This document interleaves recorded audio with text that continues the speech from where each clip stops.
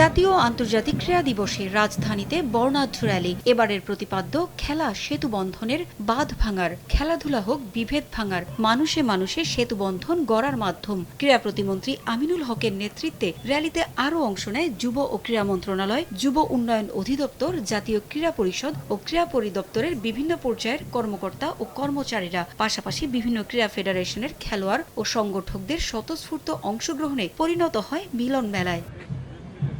Rally শেষে প্রতিমন্ত্রী বলেন, খেলাধুলা এমন একটি প্ল্যাটফর্ম যেখানে কোনো বিভেদ নেই।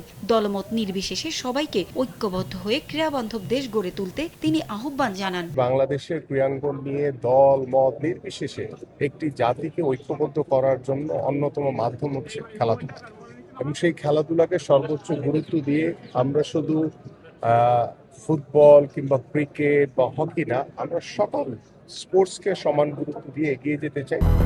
200-র বেশি সার্ভিস ও ফিচারে লেনদেনের সব বিকাশ অ্যাপে সম্ভব।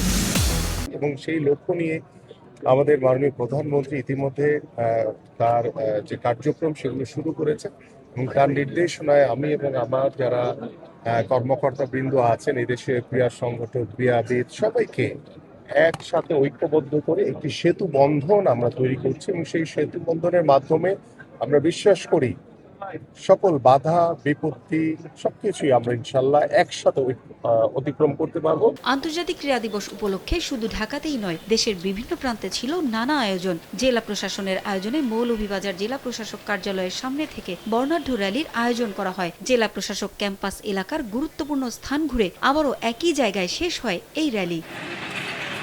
ক্রীড়া হলে পেশা, পরিবার পাবে ভরসা, এই প্রতিপাদ্যকে সামনে রেখে ঝিনাইদহে আন্তর্জাতিক ক্রীড়া দিবস উদযাপন করা হয়েছে। আয়োজন করে জেলা প্রশাসন ও জেলা ক্রীড়া সংস্থা।